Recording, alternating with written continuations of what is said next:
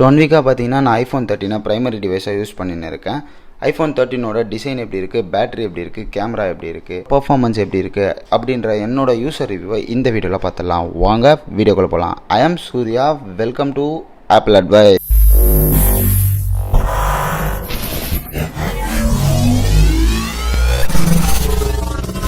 First நம்ம design பற்றி பார்த்துடலாம். டிசைனில் பெருசாக சேஞ்சஸ்ன்றது 2 விஷயம். ஃபர்ஸ்ட் விஷயம் ஃப்ரண்ட்டில் இருக்க நாட்ச் தான். நாட்ச் வந்து இந்த வாட்டி ரொம்பவே சின்னது பண்ணிட்டாங்க. 20% சின்னது பண்ணிட்டாங்க அப்படின்னு ஆப்பிள் சொல்கிறாங்க. ஆனால் சின்னது பண்ணாலும் சைடில் இருக்கிற நோட்டிஃபிகேஷன்ஸ் வந்து எக்ஸ்ட்ரா ஒரு பேட் இண்டிகேட்டர் கொடுத்துருக்கலாம். அது வந்து ஆப்பிள் கொடுக்காம விட்டுட்டாங்க. நெக்ஸ்ட் பெரிய சேஞ்சுன்னு பார்த்தீங்கன்னா பின்னாடி இருக்க கேமரா அலைன்மெண்ட் தான். ஐஃபோன் 12 ஸ்ட்ரெயிட்டாக கேமரா கொடுத்துருந்தாங்க, இந்த வாட்டி டயக்னலாக கொடுத்துருக்காங்க. அதுக்கு காரணம் கொஞ்சம் பெரிய சென்சார் கொடுத்துருக்காங்க. அதுக்கப்புறம் பார்த்தீங்கன்னா sensor shift stabilisation iPhone 12 Pro மேக்ஸில் கொடுத்த ஒரு கேமராவோட ஹார்ட்வேர் ஃபெசிலிட்டியை இந்த வாட்டி இதில் கொடுத்துருக்காங்க. அதனால் பார்த்தீங்கன்னா ரொம்பவே ஸ்டெபிலைஸ்டான வீடியோஸ் வரும் அப்படின்னு சொல்கிறாங்க. கேமராஸ் பற்றி நம்ம நெக்ஸ்ட்டு போகலாம். அதுக்கு முன்னாடி மற்ற டிசைன் சேஞ்சஸ் பற்றி பேசிடலாம். சைடில் பார்த்தீங்கன்னா வால்யூம் பட்டன், அதுக்கப்புறம் சைலண்ட் பண்ணுற பட்டன், 2 பட்டன் இருக்குது. அது ரெண்டுமே அலைன்மெண்ட் மாற்றிருக்காங்க. ஃபோனோட வெயிட் பார்த்தீங்கன்னா லைட்டாக கொஞ்சோண்டு கூடி இருக்குது. ஓவராலாக கையில் எடுத்து பார்க்கும்போது ஐஃபோன் 12க்கும் இதுக்குள்ள லைட்டாக தான் கூடி இருக்குன்னு சொல்லுவேன். மற்றபடி பார்த்தீங்கன்னா எல்லாமே நார்மலாக தான் இருக்குது. ஃபோனோட நாட் சைஸ் ரொம்பவே குறைச்சனால ஃபோன் கொஞ்சம் அகலமாக தெரியுது. நான் வந்து ஐஃபோன் 11லேருந்து ஐஃபோன் 13 வரேன். அதனால் வந்து எனக்கு வெயிட் டிஃப்ரென்ஸ் பார்த்தீங்கன்னா ஐஃபோன் 11 விட ஐஃபோன் 13 வெயிட் கம்மியாக தான் தோணுது. பட் ஐஃபோன் 12 விட கொஞ்சோண்டு வெயிட் அதிகம். அந்த வெயிட் வந்து நோட்டிசபிளான்னு கேட்டிங்கன்னா நீங்கள் ஐஃபோன் 12 பிடிச்சி பார்த்துருந்தா மட்டும்தான் நோட்டிசபிள்னு சொல்லுவேன். அடுத்து நம்ம மெயினாக பேச வேண்டியது டிஸ்பிளேலையும் ஒரு சேஞ்சஸ் கொடுத்துருக்காங்க. லாஸ்ட் டைமை விட இந்த வாட்டி வந்து அந்த பிரைட்னஸ்ன்னு சொல்லுவாங்கள்ல டிஸ்பிளே, அது வந்து இன்க்ரீஸ் பண்ணியிருக்காங்க. இந்த வாட்டி 850 நிட்ஸ் கொடுத்துருக்காங்க. லாஸ்ட் டைம் இது பார்த்தீங்கன்னா ப்ரோ சீரீஸில் கொடுத்துருந்தாங்க. 12ஓட ப்ரோ சீரீஸில் கொடுத்த டிஸ்பிளேவோட பிரைட்னஸை இந்த வாட்டி நார்மலாகவே கொடுத்துட்டாங்க. ஸோ அரௌண்ட் 850 நிட்ஸ் கிட்ட வந்து கொடுத்துருக்காங்க பிரைட்னஸ்ஸு. அதனால் பார்த்தீங்கன்னா ரொம்பவே டிஃப்ரென்ஸ் தெரியுது. 12 பக்கத்தில் வச்சு நீங்கள் ரெண்டுத்தையும் ஃபுல் பிரைட்னஸ் வச்சு பார்த்தா கன்ஃபார்மாக டிஃப்ரென்ஸ் தெரியுதுன்னே சொல்லுவேன். 12 விட இது வந்து கொஞ்சம் பிரைட்டாகவே இருக்குது. இது எங்கெல்லாம் ஹெல்ப் ஆகும் அப்படி பார்த்தீங்கன்னா நீங்கள் வெளியில் நார்மல் சன்லைட் கண்டிஷன்ஸில் போகும்போது கன்ஃபார்மாக இதோட டிஃப்ரென்ஸ் வந்து நீங்கள் ஃபீல் பண்ணுவீங்க. அது இல்லாமல் இந்த டிஸ்பிளே ஆல்ரெடி லாஸ்ட் இயர் கொடுத்துருந்த மாதிரி செராமிக் ஷீல் கொடுத்துருக்காங்க. ஸோ கீழே போட்டிங்கன்னா உடையாது. டிஸ்பிளே பார்த்தீங்கன்னா ஓவராலாக வேறு லெவலில் இருக்குன்னே சொல்லுவேன்.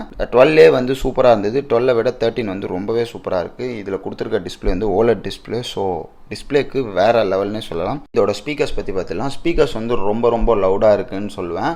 நம்ம NCSலேருந்து ஒரு சாங் ப்ளே பண்ணுறோம், கேட்டு பாருங்கள்.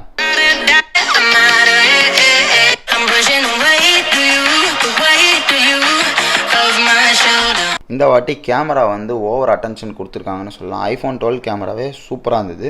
அதை விட வந்து ஐஃபோன் 13 கேமரா இன்னும் சூப்பராக பண்ணியிருக்காங்க. அதுக்கு நிறைய ரீசன்ஸ் இருக்குது. அதில் one of the main reason பார்த்தீங்கன்னா அவங்க வந்து சினிமேட்டிக் மோட் இன்ட்ரடியூஸ் பண்ணியிருக்காங்க. கொடுத்துருக்க கேமரா 2 சென்சாருமே வந்து நியூ சென்சார், 2த்துலையுமே வந்து எக்ஸ்ட்ரா கொஞ்சம் லைட் எடுக்கும் அப்படி சொல்கிறாங்க. ஸோ அப்படி பார்த்தீங்கன்னா நீங்கள் வந்து நைட் மோடில் எடுக்கும் போதோ இல்லை லைட் இல்லாதப்போ எடுக்கும் போது இந்த வாட்டி இருக்கிற ஐஃபோன் 13 கேமரா ரொம்பவே நல்லா பர்ஃபார்ம் பண்ணுன்னே சொல்லலாம். அது இல்லாமல் சினிமேட்டிக் மோட் அப்படின்னு ஒன்று கொடுத்துருக்காங்க. சினிமேட்டிக் மோடுன்றது வந்து ஒரு வேறு லெவல் ஃபீச்சர்னே சொல்லலாம். போர்ட்ரேட் வீடியோ அப்படின்னு சொல்லலாம். இப்போ பார்த்தீங்கன்னா நீங்கள் ஒரு வீடியோ எடுக்கும்போது உங்களோட பேக்ரவுண்ட் வந்து பிளர் ஆகணும். இதில் பார்த்தீங்கன்னா ரொம்ப பர்ஃபெக்டாக கொடுத்துருக்காங்க. சினிமேட்டிக் மோட் வேறு லெவலில் வேலை செய்யுது. ஸோ நம்ம கேமரா முன்னாடி இருந்தோன்னா நம்மளை வந்து அவங்க ரெகனைஸ் பண்ணி சாஃப்ட்வேர் மூலமாக பேக்ரவுண்டை பிளர் பண்ணுறாங்க. இப்போ நம்ம திரும்பி வேறு ஏதாவது ஒரு ஆப்ஜெக்டோ இல்லை வேறு யாரோ ஒரு பர்சனை பார்க்கும்போது, என் ஃப்ரெண்டை பார்க்கும்போது எனக்கு பிளர் ஆகிட்டு அவங்க வந்து ஃபோக்கஸ் ஆகிறாங்க. இது வந்து வேறு லெவலில் இருக்குது. இதில் இன்னும் சூப்பர் அப்படின்னா என்னன்னு பார்த்தீங்கன்னா வீடியோ எடுத்து முடிச்சிட்டக்கப்புறம் கூட அந்த பிளரை வந்து நம்ம அட்ஜஸ்ட் பண்ணலாம் அப்படி சொல்கிறாங்க. அதுதான் வந்து வேறு லெவலில் இருக்குது. நம்ம எதாவது தப்பு பண்ணியிருந்தா கூட போஸ்ட்டில் வந்து நம்ம அந்த பிளரை அட்ஜஸ்ட் பண்ணி நமக்கு தேவையான மாதிரி அந்த வீடியோவை யூஸ் பண்ணிக்கலாம். அடுத்ததாக பெரிய ஃபீச்சராக பார்க்குறது பார்த்திங்கன்னா ஃபோட்டோகிராஃபிக் ஸ்டைல்ஸ்னே சொல்லலாம். இது வந்து ஃபில்டர்ஸ்ன்னு டேரெக்டாக சொல்லிடக்கூடாது. இது வந்து ஒன் ஆஃப் த மோட்ஸ்ன்னு சொல்கிறாங்க. ஸோ நீங்கள் இந்த வாட்டி பார்த்திங்கன்னா 5 மோட் மூலமாக நீங்கள் வந்து ஃபோட்டோ எடுக்கலாம். Standard, vibrant, rich contrast, warm or cool, இந்த மாதிரி 5 மோடில் வந்து நீங்கள் எடுக்கலாம். ஸ்டாண்டர்டில் எடுத்திங்கன்னா அதான் நம்ம நார்மல் ஃபோட்டோ. வைப்ரண்ட் பார்த்தீங்கன்னா ஃபோட்டோஸ் வந்து பிரைட்டாகவும் விவிடாகவும் வரும்னு சொல்கிறாங்க. ரிச் கான்ட்ராஸ்ட் பார்த்தீங்கன்னா darker shadows and deeper colours வரும்னு சொல்கிறாங்க. வார்ம் ஆர் கூல் பார்த்தீங்கன்னா அந்த கோல்டன் கலரையும் ப்ளூ கலரையும் வந்து அதிகமாக காமிக்கும் அப்படி சொல்கிறாங்க. ஸோ இது 4மே வந்து ஒரு ப்ரீசெட்டுன்னு சொல்லலாம். இது வந்து ரொம்பவே சூப்பராக இருக்குது. நான் 5ஓட இதுவும் ஃபோட்டோ எடுத்து பார்த்துட்டேன். எல்லாமே வேறு லெவலில் இருக்குது. அதுக்கப்புறம் ஃப்ரண்ட் கேமரா பார்த்தீங்கன்னா பெருசாக அவங்க எந்த சேஞ்சஸும் பண்ணல. இந்த நாச்சை வந்து சின்னது பண்ணனால பொசிஷன் மட்டும் மாற்றிருக்காங்க.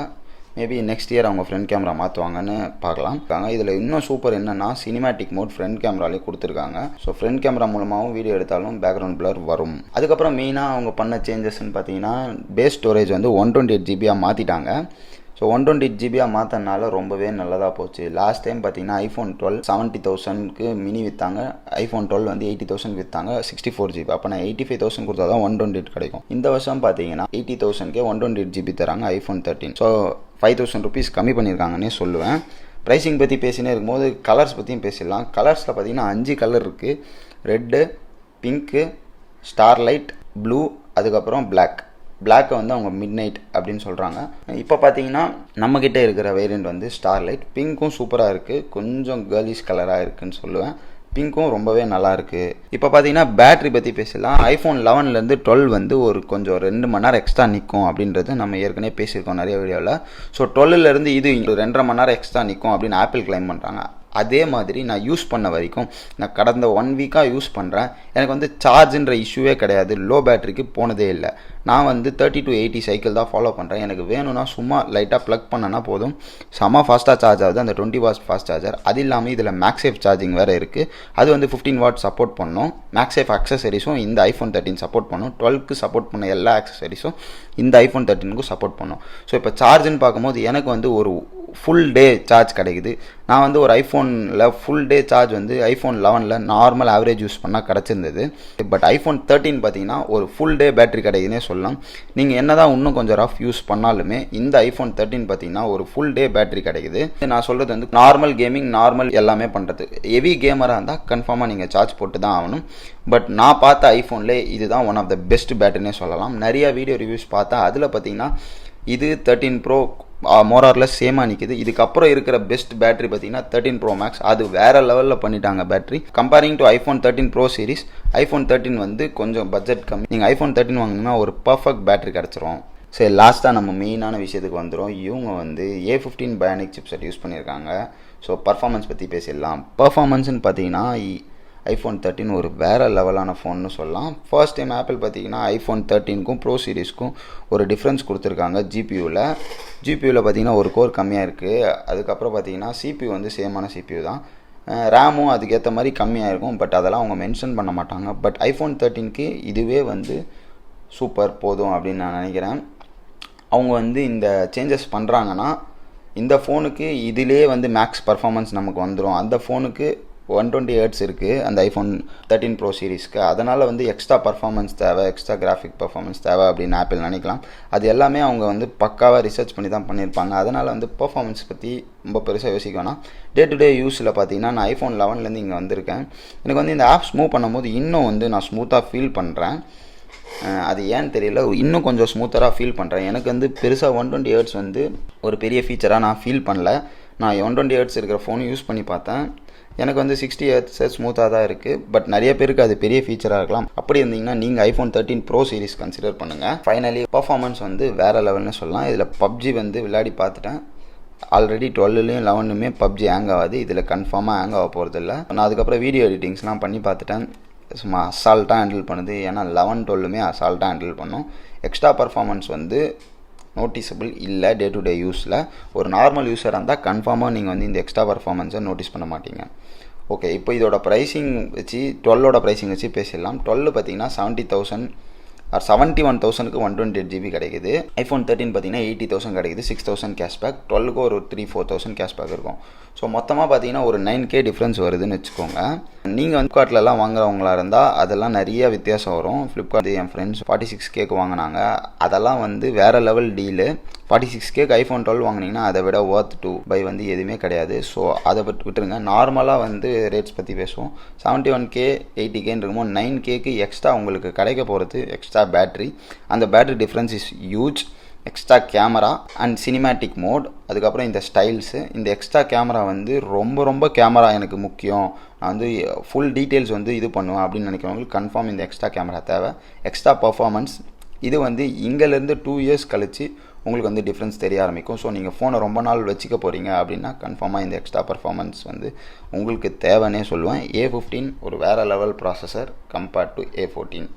ஸோ ஜிபியூ பர்ஃபார்மன்ஸ் எல்லாமே வந்து A15ல் சூப்பராக இருக்குது. இவங்க சின்ன சின்ன சேஞ்சஸ் பண்ணியிருந்தாலும் இந்த ஃபோனை பார்த்தீங்கன்னா பர்ஃபெக்ட்லேருந்து வேறு லெவல் அந்த ஸ்டேஜுக்கு கொண்டு போகுது.